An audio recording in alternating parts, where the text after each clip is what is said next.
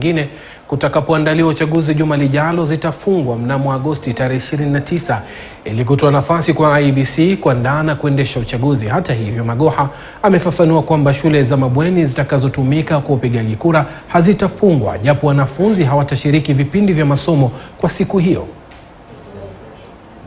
As a country are going through a very difficult time, the IEBC has pronounced itself with regard to the elections, basically in Kakamega and Mombasa, and some parliamentary ones and MCA ones. But the ones that concern us in education mostly are the big ones in Kakamega and Mombasa. We have agreed, having consulted Mr. Chebukati and Mr. Hussein Marijan, that as far as the polling centers are concerned, we are happy to allow them to use our facilities in both primary and secondary schools. But we have also agreed that the tallying centers, which may require more than one day, we have agreed mutually that they should be taken to tertiary institutions, and the press release will be coming shortly to say so. In terms of our children, because we don't want them to miss any more time, we have also agreed as a government that the boarding schools shall not be closed, they will not be interfered with. Those that are polling centers, the children will remain in the boarding houses, in the fields and the libraries. As far as day schools are concerned, we think one day is not bad enough. The children can stay at home on Monday the 29th and report back to school on Tuesday the 30th. For those mixed schools, I'm told that there are a few schools which are both boarding and day. The same will apply. The day scholars should remain at home for that Monday to report the following day. The boarding scholars should remain in school and remain away from the polling areas. I think we have all to be very mature about this, and I want to continue to thank the head teachers and principals that we really must now support our children as we walk through a very, very tight schedule.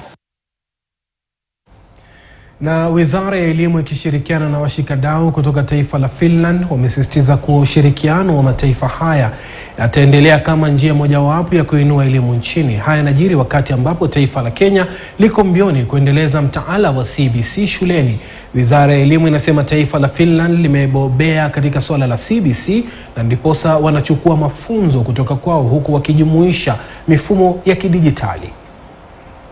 This was 7 years ago. Our first group of children are now grade 6 going to grade 7, and they will be continuing. And so there's been a lot of discussion on the curriculum, the place of assessment, the place of the teacher, and all the key actors will be there this week to talk about all these things as we continue implementing the reforms. In terms of bringing higher education students to Finland to study nursing and risk management and physiotherapy and so forth, also at the vocational level. So I think this is why we are here, to enhance our cooperation and tell the story of Finland. Finnish education has been very successful, and it has been talked in many medias and country level discussions. So we are kind of here to talk about the Finnish education system. There is no unemployment in Finland, and they have created even opportunities for Kenyans to get employment in Finland. There are a good number of students who go to study in Finland, particularly from Nandi and Elgeyo-Marakwet counties, because the governors were willing to partner. Max Global approached other counties and governors did not cooperate. So we are here to notify Kenyans that opportunities are here, and the Finnish people are very friendly and willing to support Kenyans who are thirsty for more education to go to Finland. At the same time, to learn from their best practices, especially in training implementers of CBC, monitoring and evaluation of CBC to improve our education system and make it more impactful. Tuelekee kule Shitoto. Hali ya huzuni imegubika shule ya wasichana ya Shitoto, kaunti ya Kakamega, kufuatia kifo cha mwalimu wao mkuu kilichotokea ghafla. Mwalimu huyo anayefahamika kama Lilly Mbati, ambaye pia ni mkazi mjini Ekero, Mumias Mashariki, anasemekana kuzirai alipokuwa akielekea shuleni na kuthibitishwa kufariki hapo baadaye. Familia yake inasema kwamba haifahamu kilichosababisha kifo cha mpendwa wao, ikisema kwamba alikuwa mwenye afya njema.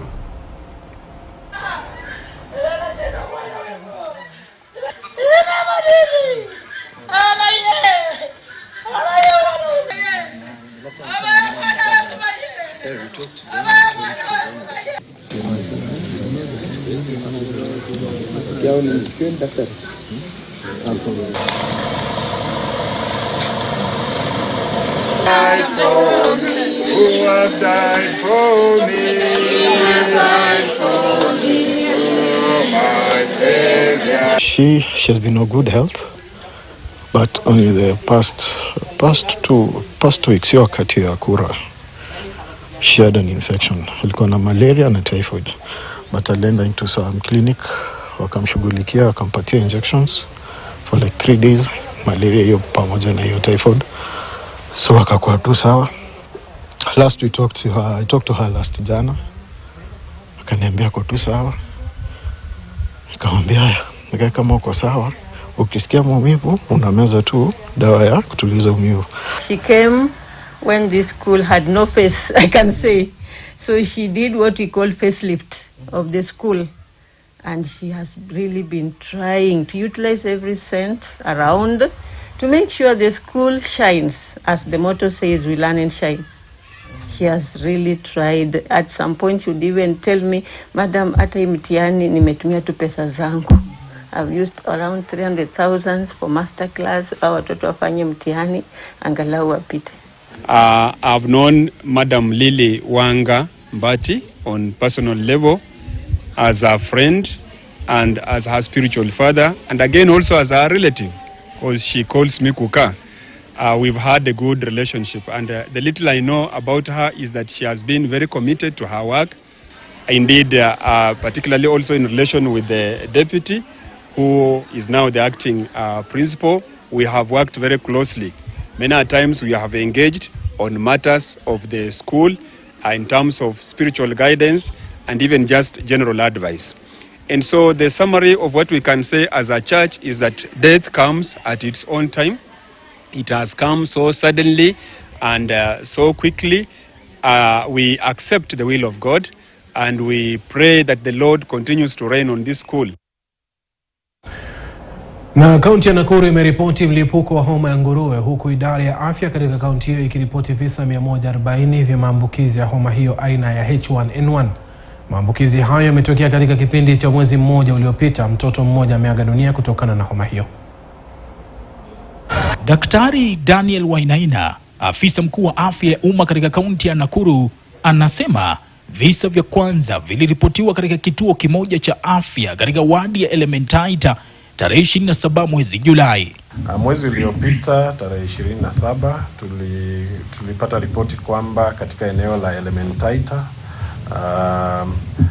hospitali ama zahanati ya Kitangoni kulikuwa na ongezeko la idadi ya watoto ambao walikuwa wanakuja wakiwa na homa kali na joto jingi mwilini.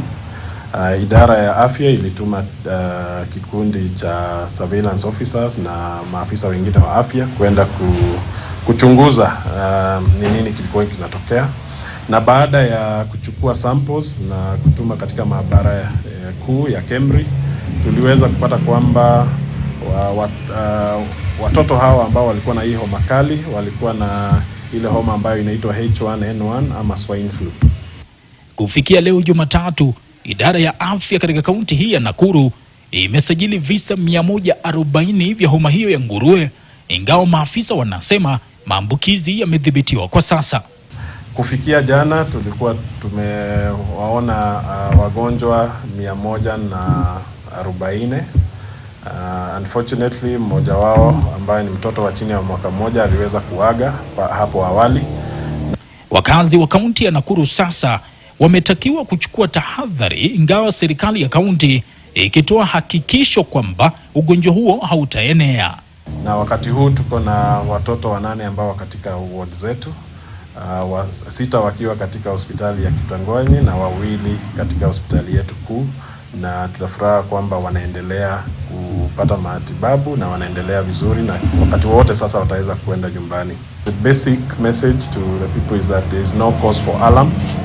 We should just maintain good hygiene, good nutrition, because these children under 1 year, we realized most of them were undernourished, those that were affected by this outbreak.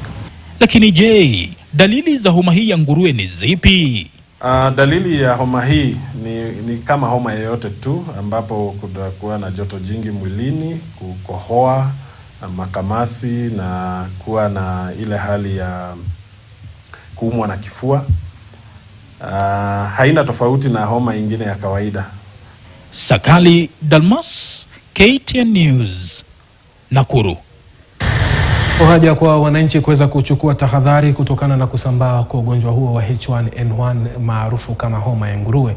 Tukiachana na masuala ya afya, ni afueni kwa zaidi ya wakulima 3,000 wa majani chai wa kampuni ya James Finlays walioathiriwa na kemikali zilizotumika na kampuni hiyo katika kilimo cha zao hilo baada ya agizo la mahakama ya humu nchini kuzuia kesi iliyokuwa imewasilishwa katika koti moja nchini Scotland na muungano wa kutetea haki za wakulima wa majani chai kudai fidia kwa familia hizi kufuatia mbali na koti hiyo ya Scotland. Kwenye kikao na waandishi wa habari mjini Kisumu, katibu mkuu wa muungano wa kutetea wafanyikazi nchini KOTU Francis Atoli anahoji kuwa ana imani kubwa kuwa wakulima hao watapata ushindi katika kesi hiyo na kupokea fidia isiyopungua milioni 10 kila mmoja, kwani madhara ya kemikali hiyo ni ya kudumu maisha. Uamuzi wa koti ya Scotland kutupilia mbali agizo la mahakama ya humu nchini linajiri baada ya wakulima hawa kusubiri kwa kipindi cha miaka 2 tangu kutolewa kwa agizo la kuzuiwa kusikilizwa kwa kesi hiyo katika taifa la Scotland. In tea industry, both in Bomet, Kericho, Nandi Hills, Limuru, and those privately owned farms in Central Kenya and Rift Valley, they normally use chemicals. But James Finlay, Company of Kenya, used excessive chemicals to workers, and this resulted into workers being sick on a disease known as musculoskeletal. And when we approached them to negotiate for assistance to these workers, they jumped up and high. Whenever we reported a dispute, this dispute could not be resolved in time. And they became equally arrogant. So what we did, we commissioned some of our Kenyan doctors who are versed with issues of chemicals related to occupational health and safety. And they came up with a very good case. When we wanted to engage the employers in the tea sector, they jumped up.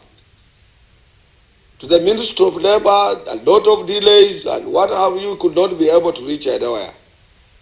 Said, oh, that is, we have addressed that, we can be able to compensate if there is anybody of this, and with normal bribes in Kenya and what have you. So we moved to court in UK, in Scotland, Edinburgh, and we filed a case in London, in Edinburgh, Scotland, with our lawyers and so on down there, because that is the origin of all these companies in this sector, be it Unilever or James Finlay. We filed a case in their own country. They jumped back for about more than 1,000 employees in the tea sector. And they quickly moved to Kenya Labour and Relations Court to stop the hearing in Edinburgh in Scotland. So what our lawyers in Scotland did, They appealed against the injunction they had obtained in Kenya, where they had said, the Scotland in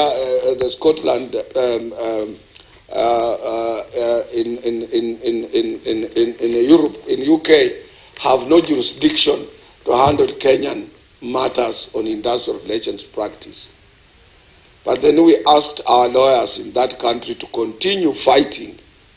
Yesterday there was a hearing, and we won this court under the judge known as Lord Braid. He gave a ruling. He did set aside that injunction that James Finlay Company of Kenya had obtained in Kenya. Now I'm appealing now to other workers who had not registered with us to move faster, who had suffered from this particular disease caused by chemicals in James Finlay, to move fast and go to Kenya Plantation and Agricultural Workers Union offices in Kericho and Nakuru to register themselves. There are about 3,000 workers who suffered from this disease caused by chemicals. And we will win this case and they will be paid their money. The injunction which had been put by our own Kenya Labour Relations Court has been set aside by a court in Edinburgh, in Scotland, and what we are saying in Manchester,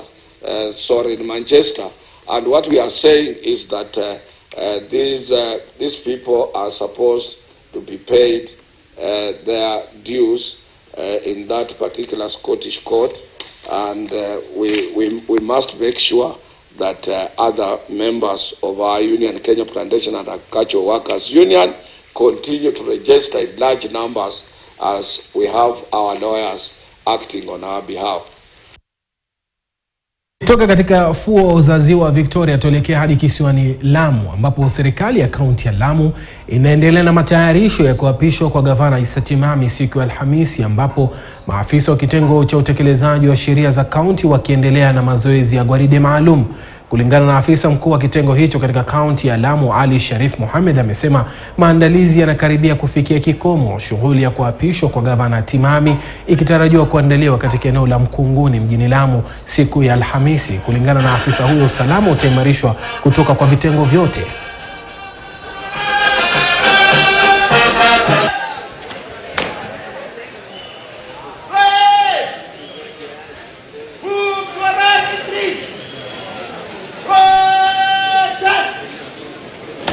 Tuko hapa Mkunguni Square kwa matayarisho ya kumwapisha mstahiki gavana wetu wa Lamu, Mheshimiwa Timami, ambayo itakuwa ni Alhamisi tarehe 25 kuanzia saa 3 asubuhi.